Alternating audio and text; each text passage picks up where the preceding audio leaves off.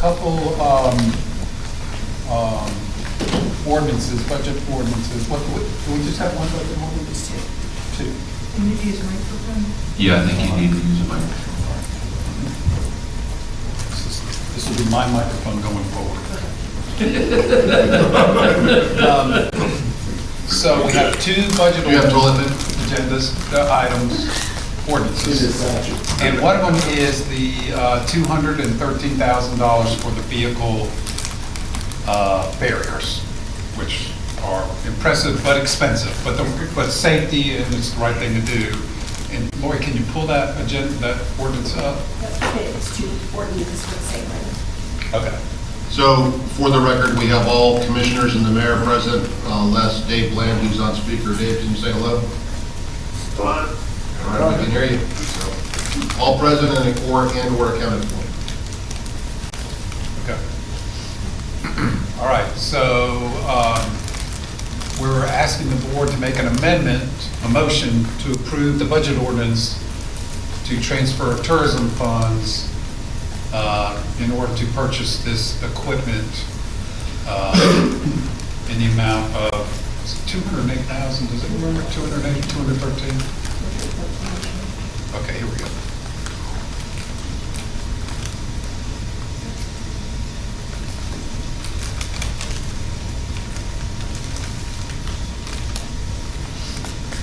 So that's the motion.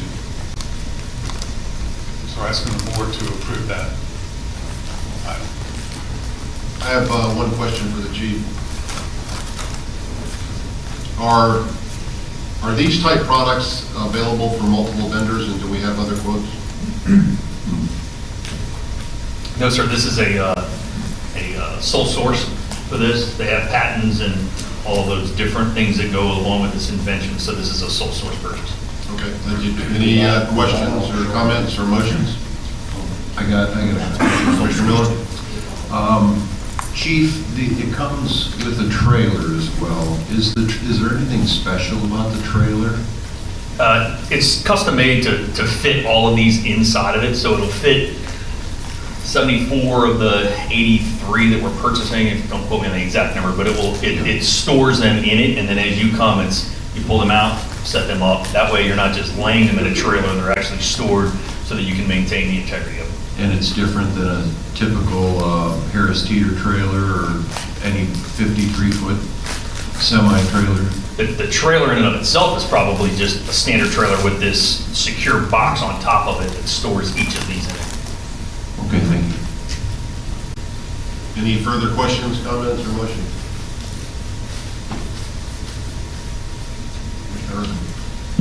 So we need to start with motion number one? Yes, sir. So I make a motion to approve the budget ordinance amended to transfer tourism fund balance toward the purpose of expenditures related to the purchase of equipment necessary to ensure safety and provide communication to our residents and visitors. I'll second that. A motion made by Commissioner Urban, seconded by Commissioner Whitley. Any discussion? All in favor? Dave, how do you vote? Okay. Dave's aye. That passes unanimously. Thank you. Would someone like to make the second motion?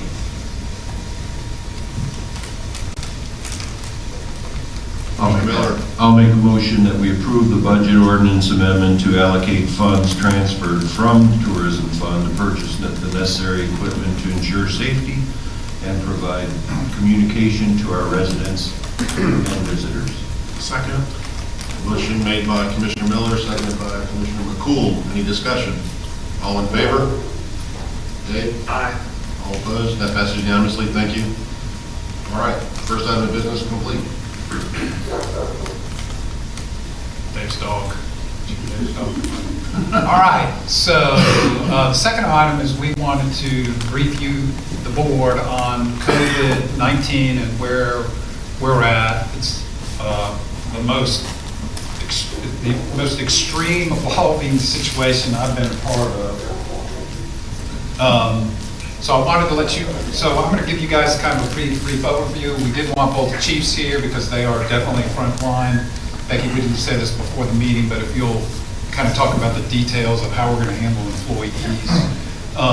So just so you guys know, there's a COVID-19 policy group meeting every morning. Well, there's one on Sunday, it was 2:30, but going forward, there's going to be one every morning at 10 o'clock, and those are, for lack of a better word, the bureaucrats, high-level bureaucrats, really to talk about what's going on. The health director, Mecklenburg County Health Director, Dina DiOrio, County Manager, kind of facilitates, find out what's going on at CMS, what's going on at the hospitals, what's going on at the airport, and all the towns are invited too. And then what we do, like this morning, we put it on speakerphone, and all our department heads heard it. And I want to do that again tomorrow, by the way, because that'll coincide very closely with our department head meeting, so that we're hearing the latest and greatest. And as a good example, now this was as of 10 o'clock this morning, there were 4 confirmed cases in Mecklenburg County. Did I read somewhere there's now 7? Okay, 7. And then they said this morning they were monitoring 30 individuals. Now, maybe that's more now. And then they also said 259 citizens or persons under investigation. This means they've been tested by Novant and Atrium. And so we're getting daily reports about that. It's very helpful. And also, I think it's helpful to hear what other organizations, how they're thinking about this, how they're processing it. The towns actually place more stock in the towns in many ways because they're, got 160 employees like us, as opposed to 3,000 that the county has. Hazen, can I interrupt you? Yes, sir. Is it appropriate or allowable for elected officials to call in? That's a great question. So what I would say is it is, it's an administrative process. It's certainly within the bailiwick of administrators throughout the county. If somebody wanted to come join us at 10 o'clock in the morning, you could listen just like we're listening. But I would say it's a listening deal only. Can we call remotely? Yeah, if somebody wants to reach out to me after the meeting, I'll give you the call-in number. All right. We do have 2 testing facilities in Matthews. Were y'all aware of this already? So, okay, we didn't want y'all to be surprised, like, well, how'd they pick Matthews? We're not totally sure.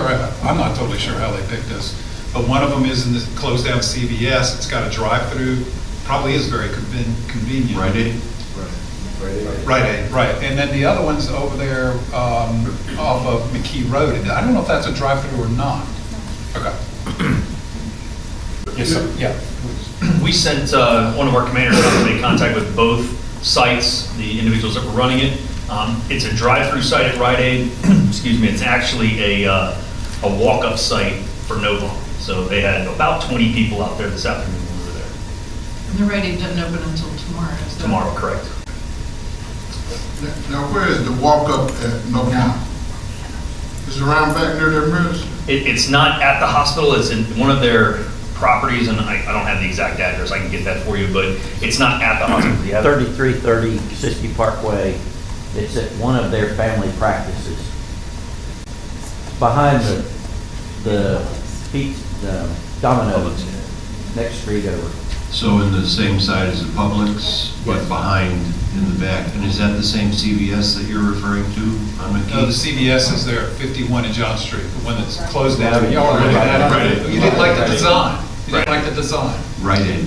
Rite Aid, yeah. But didn't you mention CVS secondary? No, I should have said Rite Aid. Oh. I missed up. I was under the impression that the Novant one is a screening center and not a testing center. I do not know the difference between those two questions. Definition. I don't have an answer on the Novant. I know the other one at the Rite Aid is they're going to screen or screen for the flu first. If that comes back negative, then they will do the test for COVID-19. If the flu comes back positive, they will treat them and send them on their way. Okay, Does the doctor have to request that? Or- Yes, that is not a walk-up. Neither one of these are walk-ups. They're referred by their pediatrician or their physician. So I was just, somebody told me there was a difference between testing and screening. So I don't know that if the Novant one is, necessarily, I've never heard those two terms used differently, so I don't know the answer to that. So one of the things I wanted to mention to you all, I guess our litmus test here is 50 people in 8 weeks.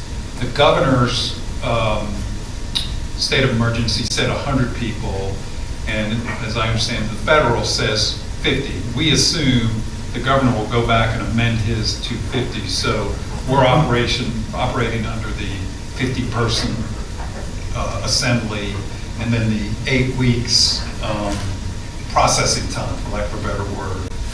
So, And can I say one more? yeah, Sorry. this is really a free-flowing discussion. Okay, so I read today that they're switching it, the county hasn't switched it, the state hasn't switched it, but to 10 people, limiting 10 people in a gathering. So I heard the president say that. I have not seen that in any official declaration. Has anybody? It was on the news. It was on the news tonight. I'm sorry. I got the latest update from the EOC tonight by our guy from Pineville that's actually representing through Southtown. It is 50, according to the brief, as late as 5:38 this evening. The 10 number was a suggested, it was not a mandate. And it could very well be, but me and Hazel, like we were talking, it's set now at 50. It was 100. And I think it's now the latest one is 50. Is that correct, Hazel? Yeah, that's the way we understand it too. And, you know, what we know today may be a lot different tomorrow. So, one of the things we did want to let you guys know is the Charlotte Mecklenburg Government Center is considering closing to the public. And the city manager said that on our conference call, and he said he wanted to get with CMS and the county. That's a pretty huge, a vibrant center. You know, I don't know where we're at in that process. We do have kind of a different situation in that we don't have a lot of walk-up traffic to begin with. And then we do have a lot of natural isolation in our buildings, but that is in the realm of possibility. So I wanted to let you guys know that is possible. So one of the things we do want y'all to talk about, but not this second, I want to, after Becky talks about kind of where we're going with employees, but that future meetings, what do we do about you all and your future meetings as a board?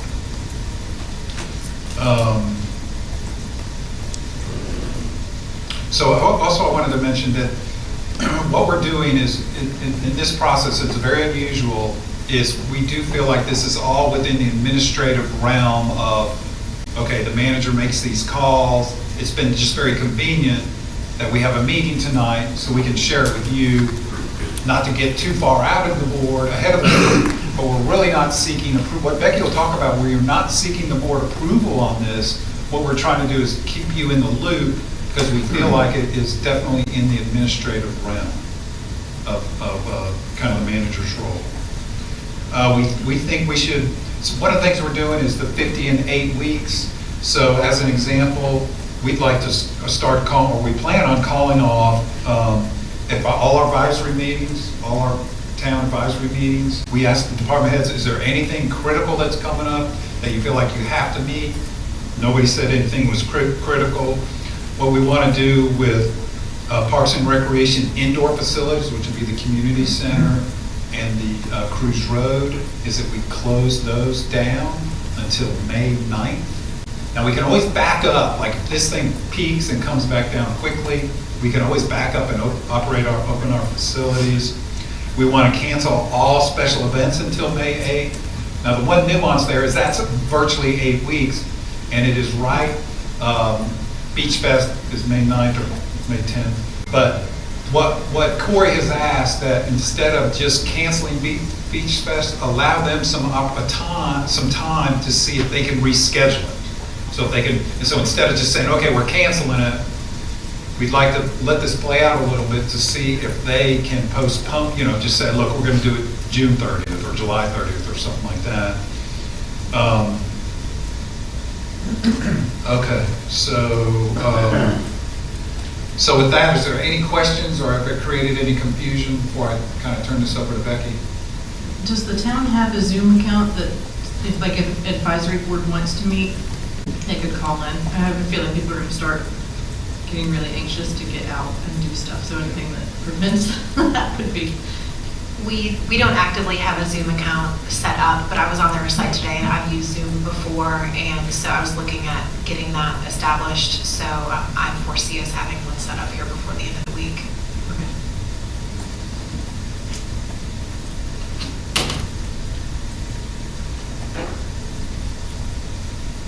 Do you want me to move forward with employees? Okay, so we are looking to closely align with what Mecklenburg County and City of Charlotte are doing, but also just taking into account using all the recommendations that we're hearing and trying to determine the best practices for how we proceed with our own staff. So we have spent quite a bit of time identifying different categories of staff. We have category that we would consider kind of non-required. It's work that could either be done remotely or staff that don't have a required presence for any reason within the work organization. Tiering up to folks who we would have on an on-call status. So if there is a need that were to arise, a tree were to fall, we could still call folks out, have that responded to. If a major pothole opened up, we could still have that responded to. But they would not actively be at work, and it would cause some of our kind of regular maintenance of landscaping and things like that to take a little bit of a backseat while we get through this. Tiering up to what we would call intermittent required. These are going to be some of our staff who have required functions at certain times, whether it's on a daily basis, a weekly basis, a monthly basis, work that has to be completed on site and could not fully be completed remotely. And then the majority of our employees do fall into the required category because we are largely made up of police and fire personnel. So those are going to be folks that regardless of how this goes, they're going to be required to respond and come to work unless they were to find themselves in a quarantined situation due to illness or suspected exposure. So we'll work through that. We have identified the staff that we believe are able to telework at least partially, if not fully, and are preparing agreements for staff to be able to execute this as of the end of the day tomorrow, starting Wednesday. This would align with county and city operations to cut us down to essentially just the staff that we absolutely need. We are planning on keeping all of our town facilities open as of right now, and we would have at least, a minimum of one representative from a department present. So you might have one HR professional, you might have one person in finance, one person in planning to still handle any traffic that could come in, handle any phone calls that might come in, and be able to get some things done in office. But they would be either rotating with each other, or you might have one person as the primary and the others are working remotely from home, either partially or fully. We do plan to pay staff who are not able to telework, put them on paid administrative leave so that they're not having to burn their own time for something that's not their own fault at the end of the day.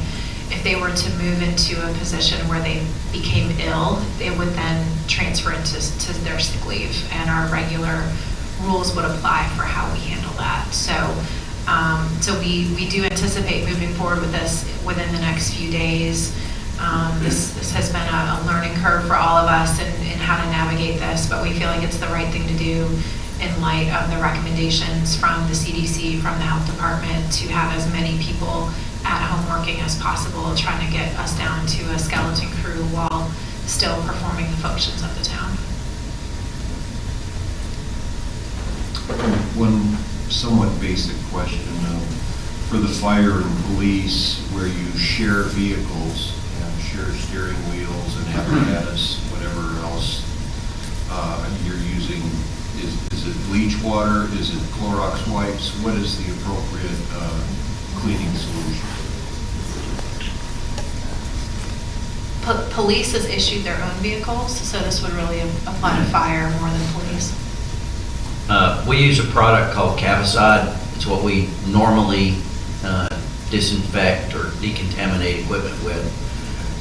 Friday, we started a process of wiping down the interior of all of our vehicles, all of our medical equipment, med bags, to sort of get to a ground zero as this ramps up. So we finished that up today. It is a concern, but we consider the inside of the vehicle to be a clean area. We don't wear protective equipment, medical protective equipment inside the truck. It all goes on and comes off outside the truck. And this product is called Cavicide? Cavicide, yes. It's a spray liquid and it's a wipe. Okay, thank you. Any other questions, comments?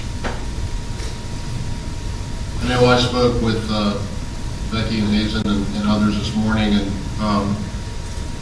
my initial reaction was that we're maybe even going to the extreme, but it's, I think, best to err on the side of overreacting than underreacting.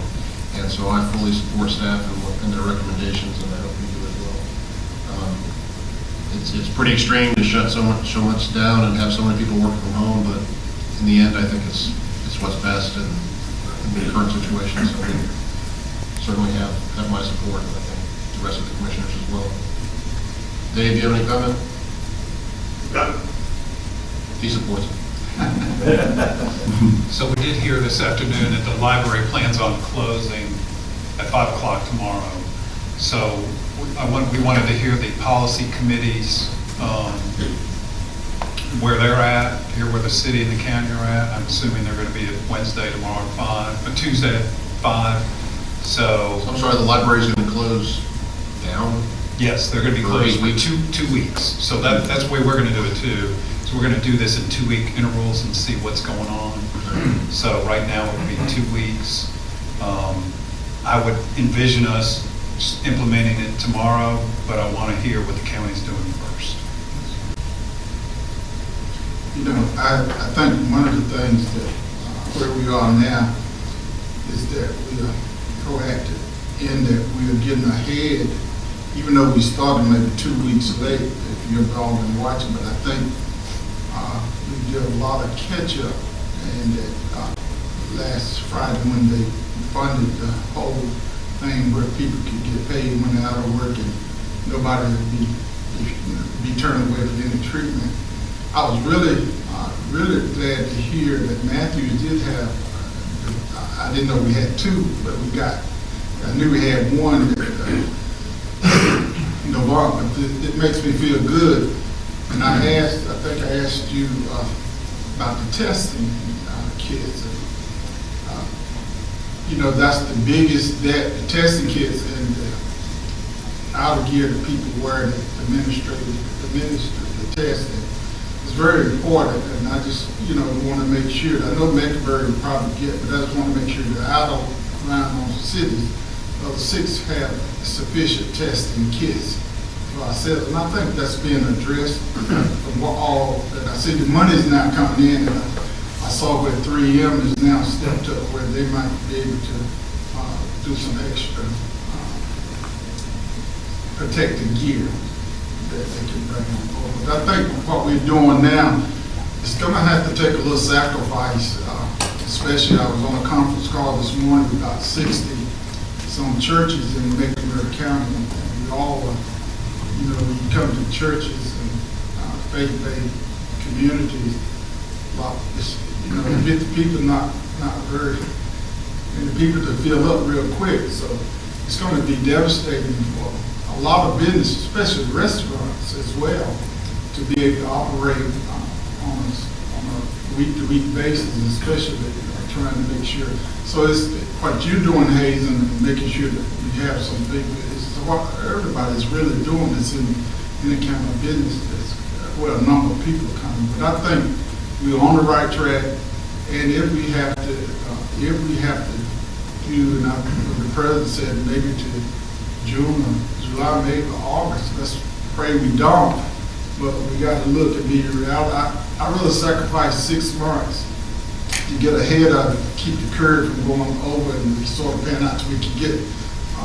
They did, and I heard that they did test one one person today gave a shot in Washington State where I can't think of the number of people that they are testing, but they are testing antidote that might can help see if it works. But it'll be a year before they really know if those tests really are effective. But they're giving people in different stages and different doses of this antidote. But thank you. So Mayor and Board, I want you to tell you how much confidence, I mean, you know, we have these two chiefs that we put up against any chiefs in the country, and our staff working, what we put together really so much more in-depth and smart and thorough than what we've seen from other folks. It's outstanding work. One thing that I would ask for the board is, what do you guys want to do about meetings going forward? There's a lot of communities that are canceling. You know, it's not uncommon, just like other advisory boards, to cancel meetings. Lori, can you throw up the agenda for the next? So we just want to, this is a draft agenda for next Monday. Okay, so we're talking about applications for planning board and board of adjustments. That's safety minute, that thing. We got 2 officers, of course we can always do that later. Human Services Council, obviously, Red Brick, those are all things that we can push. Down the consent agenda, that's pretty basic. Stevens Creek, that can be moved. I would recommend that we defer B, because Susan and Dana have gotten input. They're trying to figure all that out. I would recommend we push that out 30 days to the second meeting in April. Planning conference to-do list, monthly budget report. I think the one that's the most interesting one is the closed session. Come up with an idea about potentially acquiring property. But again, that's not time sensitive in this case. Are you sure? Well, I tell you what, we could make some inquiries just to see if somebody could wait, So I guess what I would say from a staff perspective, if you guys wanted to cancel the 26th, the 23rd, the next meeting is April 12th. Second Monday of April. It'll get us past this 15-day planning that the president enacted that 15 days. Okay, Commissioner Miller? Thank you. Hazen, on the mobility study, I'm having a hard time understanding the whole thing. My question to you would be, can we break it into tackling or discussing parking options at one meeting and maybe the downtown Trade Street options of parallel angle parking, median, no median, and then maybe the pedestrian piece or whatever else is specifically addressed in there? Because when we're going through all 3 topics of traffic, parking, and pedestrian access and mobility, whatever connectivity, you lose the argument of that, forgetting about certain parking areas, why can't we do this, or this is less expensive for parking. I would just like to ask that we consider addressing them separately, both for talking points and for financing. Charlie felt to be the bad guy.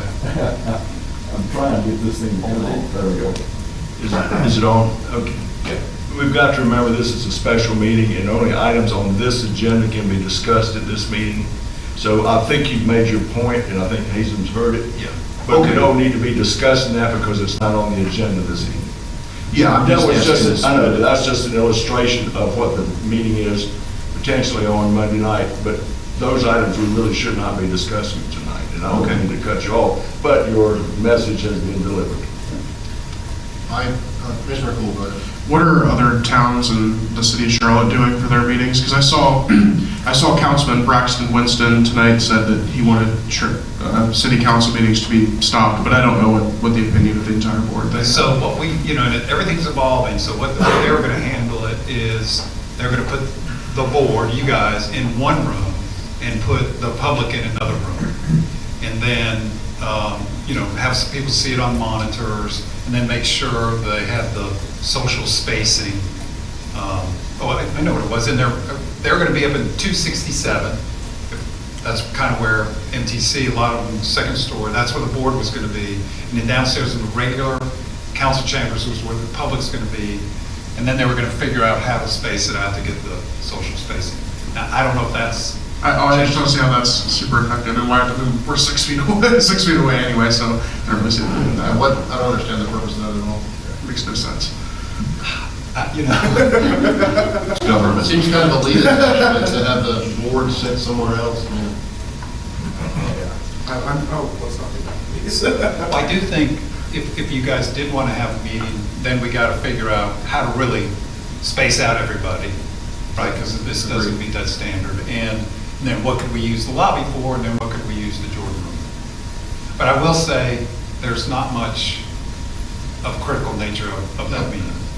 We discussed this earlier, and I would be in favor of canceling our meeting on Monday, but I certainly don't want to cancel all meetings at this point for 2 months, because we would, as we discussed earlier, we'd be having meetings till 3 o'clock in the morning to catch up. So this looks like a pretty light agenda. It'd be my recommendation that we go ahead and cancel this meeting and combine it into the first one in April. And let's see how things are going at that point. Hopefully they'll be doing better. We'll see. Do we have to vote on that?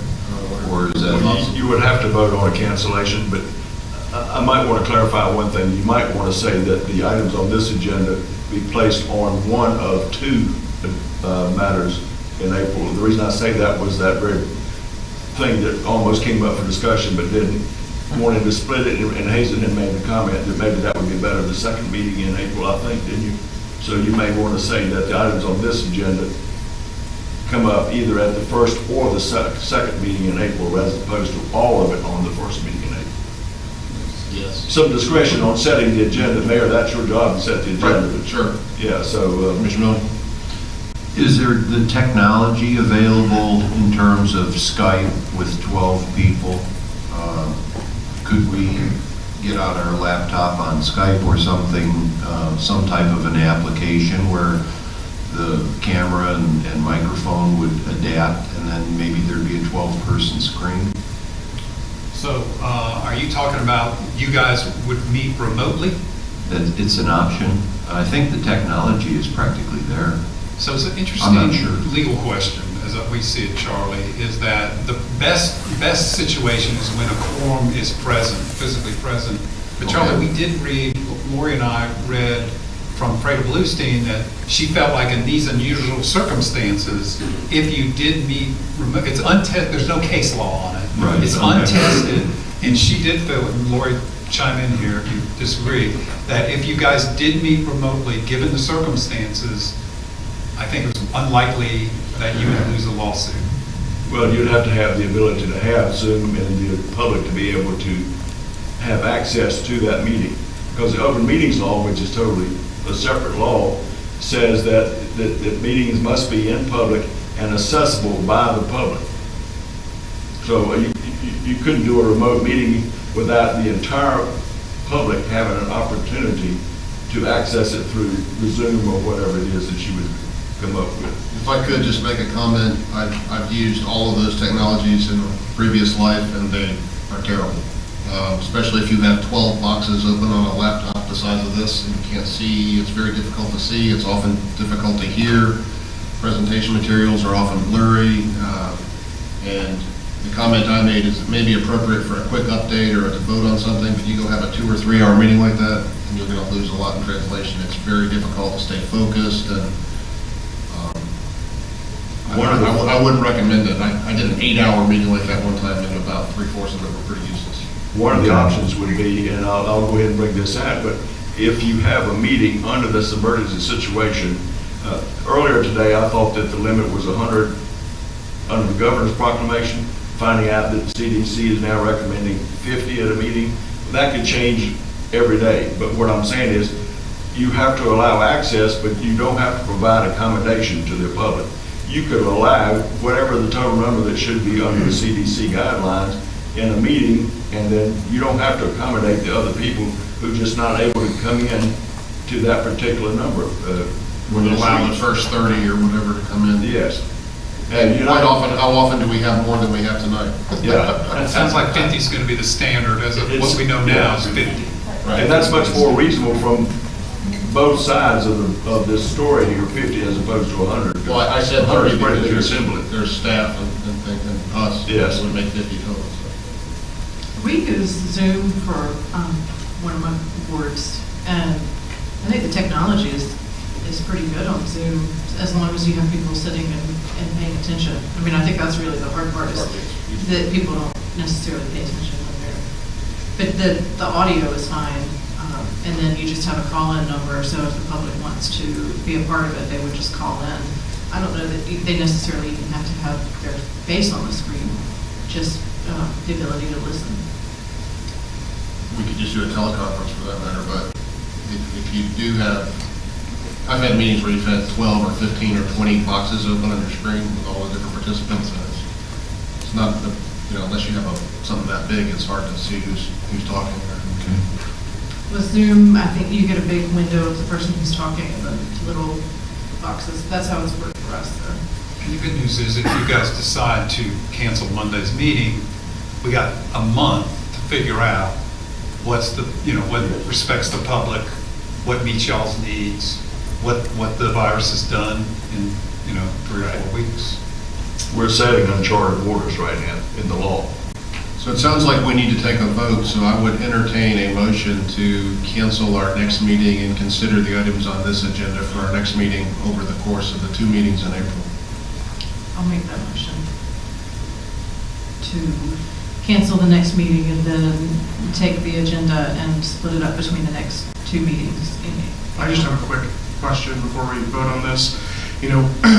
What happens when we come back in 2 weeks, April 15th, and it's worse than it is now, we can't be, it's still gonna stack up, but this just seems, I don't know, this is such a small meeting, we could probably be in and out of here in an hour and just get it done. I don't know, I don't think we're gonna have the maximum 50 people at this meeting, and it's such a small meeting, I don't wanna add more to what possibly we'd have to have if this keeps being drawn out. I don't know what your guys' thoughts are. I think Can we get a second to the motion before we have a second? Second. Second, okay, now we'll discuss.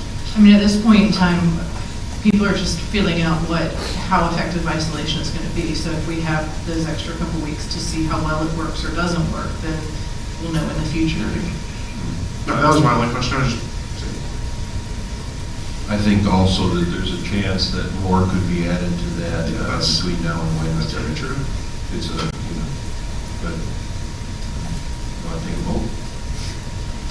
Okay, we have a motion made by Mayor Pro Tem Garner, second by Commissioner Miller. All in favor? Aye. That passes unanimously.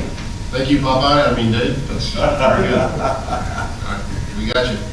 That passes unanimously, so we will cancel our next meeting and see how things are going from that standpoint. Hazen, will you publish that somehow or force it out, Maureen? Yes, sir. To follow up with Mayor Pro Tem Garner, do we have Zoom capability right now? We don't have an account, but I was on the site today. We could have it set up So within a day, so very easily. Can staff kind of vet it? Yes. And I believe what. That's Mayor what we Pro Tem Garner use, said, but- NC State uses as they're our coordinator for our board meetings for the Herb Association. And so NC State's the one that facilitates. I'm sure it's fun. those. I'm kidding. I know, That's usually I'm you know, like that. I mean, like that. Chapel Hill uses it too, but I'd like to have it vetted by staff a little bit, and maybe look at it, and I can as well, look at a tutorial or something. Sure. So, and just to clarify, so our public messaging is going to be that all programs, special events, advisory board meetings will be canceled through May 8th. Will be reassessed prior to that time to see where we stand. Town board meeting The next one is canceled. Following that is currently scheduled, but will be assessed on a case-by-case basis. Just to follow up on a comment, we had so much problem with technology. We used GoToMeeting. I don't know that we ever used Zoom, but there were a couple other ones. And a gentleman I used to work with made a comment, wouldn't it be great if we had a device that you could dial a number and speak into and the people on the other end could hear you? He's being a little sarcastic, but the point was we could do straight up teleconference, correct? If we had to. We don't have to see. If you sent the packet or whatever, we'd have to see each other's faces. We did it this morning. You could do a teleconference We and did not it worry this about the morning. video end of it. It'd be- About 60 churches, and as one of them chimed in and said, Whitley's president, Right. Ray president, It's, Little president, and to have you, Hazen, be the point of the conversation, and we talk through it and do that later. That's also free or. Yeah, and then you very could inexpensive. also put it on the public, that they could chime in on as well too, and that bring them in on the conversation. So I don't know that there's a lot of value to having full video capability or not, I don't know. It didn't cost us a whole lot, they just send out a telephone number, and you dial in the code, and as you come online, it takes a little while for everybody to get online. In 10 minutes, everybody was online, 60 churches, that's pretty amazing across that county. Hazen or Becky, do you have anything else? I don't. I just like to say that we're in uncharted waters here, so we're all learning and let's just be hopeful. Anybody have any final comments before we adjourn? Dave, you got anything? Ken? To adjourn. John? Motion to adjourn by Commissioner Miller? May I close with a prayer? Sure. Yes. Oh, gracious God, this again we come just to say thank you for yet another day, our very life, our health, and for strength.